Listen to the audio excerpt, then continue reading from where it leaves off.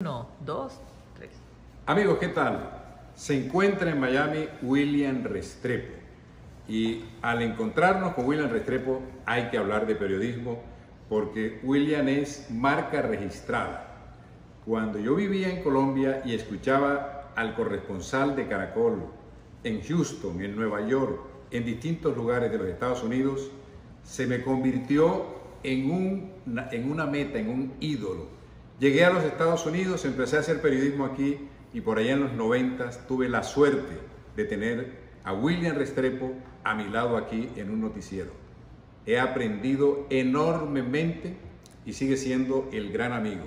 Como dije, William está en Miami y he querido invitarlo para que conversemos. William, ¿cuánto hace que regresaste de los Estados Unidos a Colombia? ¿Qué tal? ¿Qué tal, Enrique? Muchas gracias por tus palabras. Pero sí, ya llevamos tiempo fuera, unos 12, 13 años. ¿Y de cuándo llegaste tú a los Estados Unidos? Yo llegué en 1963, un 25 de mayo a las 3:30 de la mañana. ¿Cómo va a ser? ¿Por qué tan temprano? Porque el avión era un avión de esos Constellation, ¿no? Esos que hacen paradas en todas partes. Y eso nos demoramos mucho tiempo para ir de Bogotá a Nueva York. Muchas paradas. William, ¿tú viniste a los Estados Unidos en misión periodística? No, yo vine a estudiar, vine a aprender. No vine a trabajar, sino a aprender. Porque en esa época había esa posibilidad de que uno podía tomar determinaciones de salir del país, salir de Colombia a prepararse, a estudiar mejor, porque tenía las posibilidades. Yo tenía familiares en Nueva York y conseguir una visa era muy sencillo, ¿no? Entonces me vine a estudiar, pero terminé trabajando. ¿Tus inicios en el periodismo, cómo se dieron? Es cuando yo estaba en quinto de bachillerato, cuarto de bachillerato. Empecé escribiendo en el periódico El Diario de Pereira y empecé escribiendo deportes. Ya en las finales del quinto de bachillerato ya tuve la oportunidad de empezar en radio. Entonces hacía un noticiero a las 7 de la mañana y hacía un noticiero a las 12 del mediodía. En Todelar, en ese tiempo era la cadena que dominaba la radio en Colombia. Y ahí comenzamos, en la radio, en esa emisora La Voz del Pueblo. Bueno, ¿y en los Estados Unidos? En los Estados Unidos yo comencé por allá en el 64. 64 hice un primer programa de televisión en el canal 47. Una celebración de la independencia. Hicimos un programa de televisión sobre Colombia que lo presidió el embajador de Colombia ante Naciones Unidas, que era Turbay Ayala. Y él estuvo en ese programa. Y fue el primer programa que se hizo de televisión sobre Colombia, sobre cualquier otra colonia, porque no era costumbre. Ese mismo año hicimos el primer festival de cine colombiano, en el Teatro Plaza, que era un teatro, era muy simpático, porque era un teatro de películas XXXX. Y fuimos y convencimos al dueño del teatro de que nos alquilara el teatro para hacer un festival de cine en español. Y nos dijo que sí, y desde ese entonces ese teatro, que se llamaba Plaza en ese tiempo, ese teatro se convirtió en un teatro de cine en español. Ahí presentamos las primeras películas, trajimos de Colombia varias películas y presentamos un festival de viernes a domingo, donde fueron 14.000 personas, que fue una entrada muy buena para las películas. Trajimos a los tolimenses y a Pepe Cáceres, Lida Zamora, el hermano de Lida Zamora. Organizamos un ballet colombiano para presentar cumbias y todo eso, y se hizo una velada muy buena, muy interesante. Y de ahí ya seguí escribiendo en el periódico de Nueva York, que también se llamaba El Diario, creo que todavía se llama El Diario. En El Diario, y ahí hasta que tuve un accidente de trabajo y ahí se partió la vida por completo, en dos. ¿Cuándo comenzaste a ser corresponsal de las cadenas colombianas en los Estados Unidos?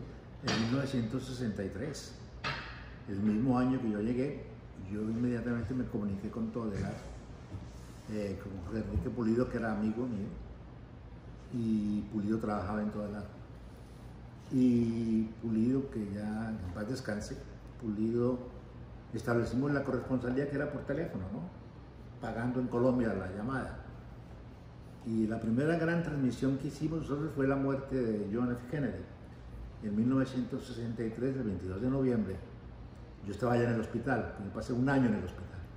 Y en el hospital, desde el hospital, de la sala de recibo del hospital, el Bellevue, en Nueva York, desde ahí, viendo la televisión, inmediatamente llamé a Todelar y pasé toda la historia de lo que iba escuchando en la televisión, lo iba traduciendo y contamos el asesinato de Kennedy.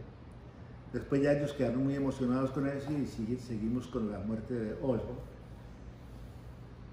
con la investigación, y ahí siguió hasta que perdón, terminó Richard Nixon. Y cuando Richard Nixon renunció, el caso Watergate. El caso de Watergate, yo transmití todo el caso de Watergate, ya lo transmití para una cadena internacional que había de noticias, porque ya era corresponsal en Naciones Unidas, entonces tenía acceso a muchas organizaciones de prensa en el mundo. Y a través de la AP hacíamos unos materiales sobre el juicio del Watergate, que entre otras cosas yo transmití el juicio del Watergate desde un cuarto de hotel en Miami Beach. Yo estaba de vacaciones con la familia cuando empezó el juicio y yo no salí del cuarto en 8 días. Mi señora estaba muy contenta por eso. Y los niños también. Pues, papá encerrado en un cuarto de hotel, viendo televisión y trabajando. Después ocurrieron varias cosas interesantes. Después de que Richard Nixon renunció, Richard Nixon le dio la primera entrevista que dio Richard Nixon a un periodista inglés, no me acuerdo el nombre, Yamida Matt me pidió que le comprara, que buscara la forma de comprar esa entrevista, que la habían hecho, promocionado con muchísimo bombo, y yo conseguí la forma de comprar la entrevista. Costó $450 en esa época, y compramos la entrevista y a mí me dijo, véngase, porque usted no me la presente. Y entonces yo grabé un audio de la entrevista, que era en video, grabé el audio y en el avión hice la traducción del discurso, de la entrevista de Nixon con ese periodista.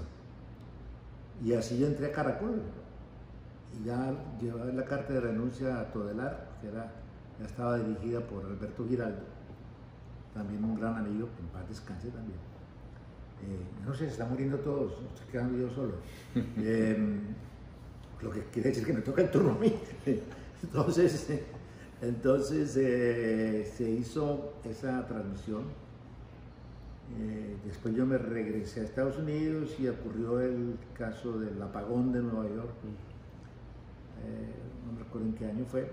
Y yo vivía en New Jersey, y en New Jersey no se fue la luz. A ver, por la zona de mi casa no se fue la luz. Yo tenía un estudio muy bien montadito de audio y de video, y era director de noticias del canal 41. Y entonces yo empecé a transmitir de ahí el apagón a las 9:02 más o menos, que fue el apagón.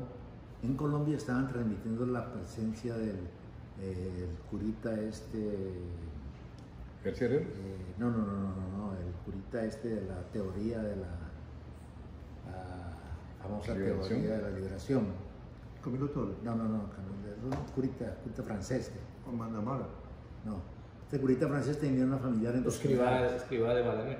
Y estaba en Pereira, y Caracol estaba transmitiendo la visita de ese curita que era muy famoso. Y entonces yo le dije a Yamil, mira, se fue la luz en todo el este de los Estados Unidos. Nadie sabe qué pasó. Nadie quiere especular, pero nadie dice nada. Yo tengo sonido y estoy escuchando a una sola emisora. Está transmitiendo en Nueva York, que se llamaba la WINS, la WINS. Y me dijo, no, pues pasate un boletincito.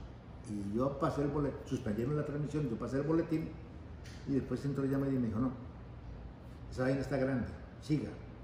Y entonces yo hice el segundo informe y al segundo informe aparece por los hilos de las agencias de noticias, que en ese tiempo eran muy poderosas, todas fechando el informe sobre el apagón de Nueva York desde Bogotá.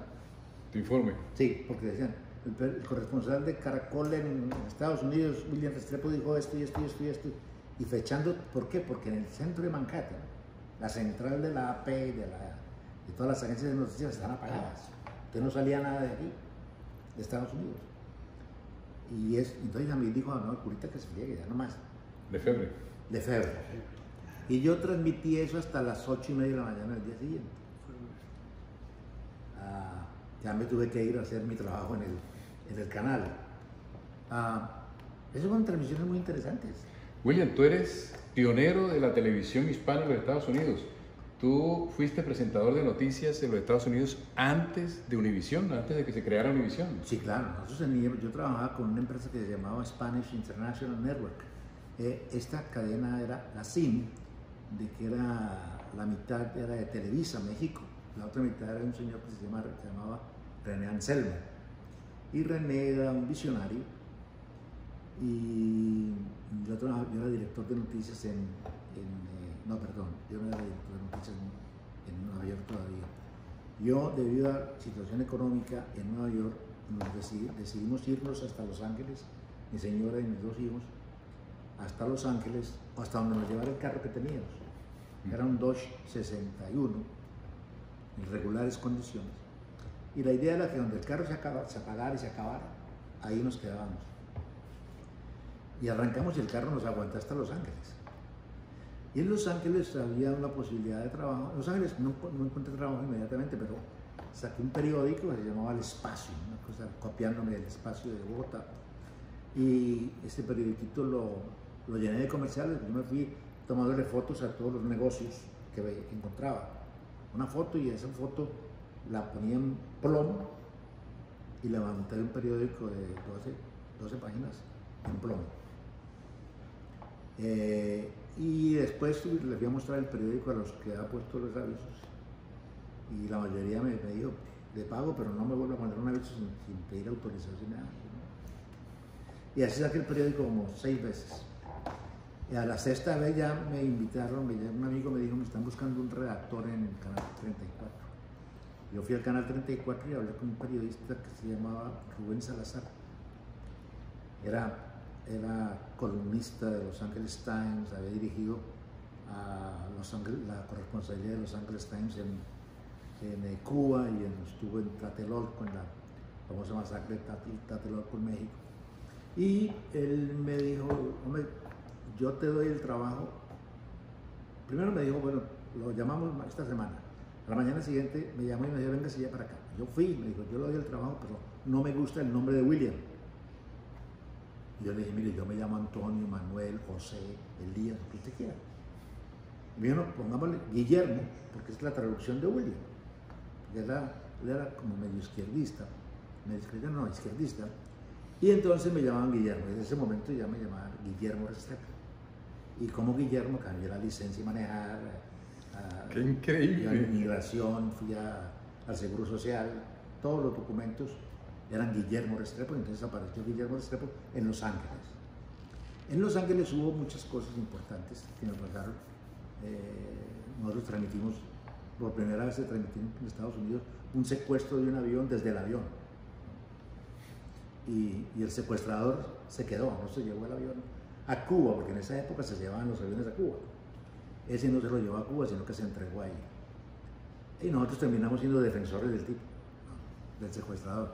Pero dio una entrevista muy grande y un discurso pronunció desde el avión. Nosotros por onda corta, ¿cómo se llama? Por televisión transmitimos desde el avión un lunes que no había casi noticias, entonces se volvió la noticia del día. A nosotros nos dieron un premio muy grande de la Asociación de Periodistas de California. Ahí le metieron 20 años. Muy injusto, pero bueno, cada cual lleva lo que le toca. Y habíamos hecho, y estábamos cubriendo, Rubén y yo, en ese momento los chicanos eran los grupos que políticamente dominaban por completo del ámbito en el este de Los Ángeles. Y ellos organizaron una marcha en contra de la guerra de Vietnam. Lo llamaron el moratorium, ¿no? Y Rubén y yo nos fuimos a cubrir el moratorium, la marcha del moratorium, que tenía muchas amenazas por parte de los sheriffs y de la policía. Y entonces comenzaron los disturbios en la calle Whittier en Los Ángeles, que es la calle más importante del este de Los Ángeles. Y comenzaron los disturbios y la piedra y los balazos y el humo, el gas lacrimógeno. Empezaron los saqueos de los almacenes, de las tiendas, rompimiento de ventanas, bancos, todo lo que estuviera parado le estaban tirando piedra. Y Rubén y yo seguíamos caminando por la Whittier Boulevard. Rubén varias oportunidades me dijo, alguien nos está siguiendo. Yo miraba para atrás, no encontraba a nadie, pero entonces llegamos a un punto en el cual Rubén dijo, entremos aquí al baño. Yo quiero entrar al baño. Y entramos al baño a un bar que se llamaba el Silver Dollar Café. Un bar de esos antiguos que tenía, de puerta tenía un pedazo de tela, como en el oeste. O en el oeste, ¿no? Un pedazo de tela que se corre y se abre. Y entramos al baño y después de salida, no había nadie en el bar, sino el bartender, el tipo que atendía, nos tomamos un vaso de cerveza. De pronto, por debajo de la cortina, entró un canister de gas, de gas lacrimógeno. Y entonces estamos sentados en unos stools como estos, y él me dijo, al suelo y por la puerta de atrás. Todos daban a un pasillo, por la puerta de atrás. Yo me tiré al suelo, yo estaba sentado antes de él, o sea, yo estaba más cerca de la puerta que él. Yo me tiré al suelo y salí en 4, salí al pasillo, y yo me noté la camisa mía manchada de sangre. Estoy muerto, ¿qué me pasó? Y Rubén no salió. A Rubén después dispararon un segundo canister de gas de un tamaño exagerado que se utiliza solamente para barricadas de cemento. Pero se la tiraron a él y es disparada solamente por un oficial, no puede ser un policía cualquiera. Hicieron oficial al tipo que disparó y nos dispararon. Y a él lo mataron. A mí me sacaron de ahí, después vino la compañía y me sacó a mí a unas oficinas de abogados en Beverly Hills, y allá me tuvieron día y medio. A Rubén lo sacaron a eso de las 11 de la noche, esto ha sido como a las 3:30 o 4 de la tarde, un 30 de agosto. Y Rubén era el periodista más importante que había en Estados Unidos. En ese momento... Hispano. Hispano, sí, hispano. Era chicano, no hablaba casi español. Pero era un tipo muy importante, porque en inglés escribía y dejó un par de libros muy interesantes sobre la verdadera historia de los chicanos. Y nosotros nos habíamos metido mucho con los chicanos, especialmente que yo que era un revoltoso, me había metido con los chicanos y nos habíamos convertido nosotros en el Canal 34 en la fuente de información de los demás canales. ¿Por qué? Porque los chicanos solamente hablaban con nosotros y los chicanos producían noticias todos los días. Entonces los demás periodistas hispanos que había en los medios gringos, ellos nos llamaban a las 6 de la mañana, me llamaban, ¿qué tiene? Entonces yo les decía, yo tengo 3 historias que nos daba el canal, el director de noticias nos daba 3 historias y nosotros teníamos que conseguir 2 más, o sea que teníamos 5 historias para hacer durante el día. De esas 5 historias teníamos que entregar el material a las 5:30 de la tarde. O sea que a las 3 de la tarde terminaba el día para nosotros, llevábamos el material al laboratorio para revelarlo, porque era película de 16 milímetros, con cámaras Auricon, unas cámaras muy pesadas, sonido externo. Recuerdo que teníamos una grabadora de sonido alemana, que era como de hierro, o sea, la pesaba horriblemente. Y ahí lo mataron y después de que yo salí, me sacaron de la oficina de hecha, yo fui a mi casa y regresé al canal y ya me dijeron, no, el entierro es tal día y usted lo va a transmitir. Y yo nunca había transmitido un entierro, jamás, ni se me había ocurrido. Pero llamaron a Ricardo Montalbán y le pidieron también el favor de que, como Ricardo también era del mismo grupo, entonces él dijo, sí, yo acompaño a Guillermo. Entonces entre los dos empezamos la transmisión y por ahí pues pasaron, todo el que pasaba lo entrevistábamos. y por ahí pasaban todos los personajes importantes del país que fueron al entierro, incluyendo gente que mandó en ese tiempo a presidente, fue después de Nixon, no, Johnson, Ford. creo que era Ford, sí, creo que era Ford. ¿Y la investigación en qué concluyó? La investigación, ellos concluyeron lo siguiente, ellos hicieron una cosa que se llama una audiencia pública dirigida por un supervisor del condado de Los Ángeles. Y ahí hicieron la investigación, todos contamos la historia, toda la gente contó la historia como era, y dijeron que había sido un accidente. Fue un atentado. Después de que yo supe cómo lo planificaron, quién lo hizo y por qué lo hizo. Pero fue un atentado contra mí porque era la cara que estaba en el aire. Y contra él que era el cerebro de toda la operación del canal y porque era el mejor periodista del país, en hispano. Entonces con ese atentado ya las cosas cambiaron también. Ya la cadena dijo no, tiene que irse de aquí. Porque empezaron a perseguirme en la carretera. Yo vivía fuera de Los Ángeles, en el Valle de San Fernando. Entonces el presidente de la compañía dijo, no, váyase para Nueva York. Entonces me mandaron de director de noticias en Nueva York. Y ahí fue cuando comenzamos a planificar el noticiero nacional de SIN. El primer programa lo inauguró Ronald Reagan, que era el presidente. Y él dijo una cosa muy interesante, dijo, hoy estamos empezando el primer noticiero de habla hispana en los Estados Unidos que va a ser historia.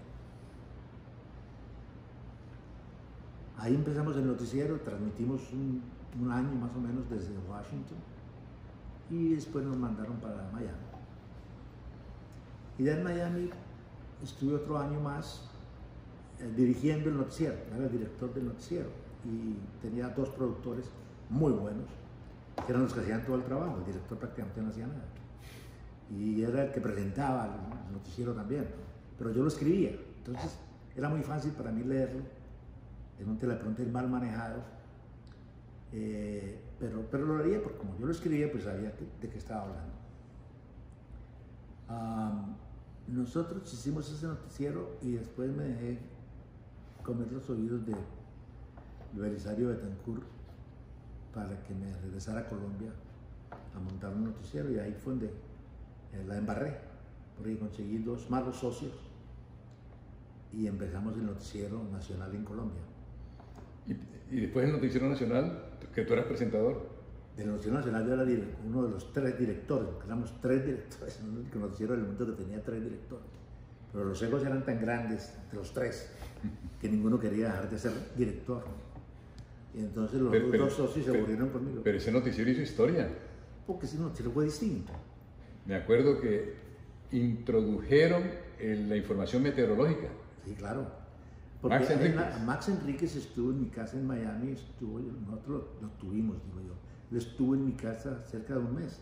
Pues yo le conseguí en ABC, en la parte local de ABC, le conseguí que lo dejaran un mes ahí viendo nada más cómo se manejaban los programas esos de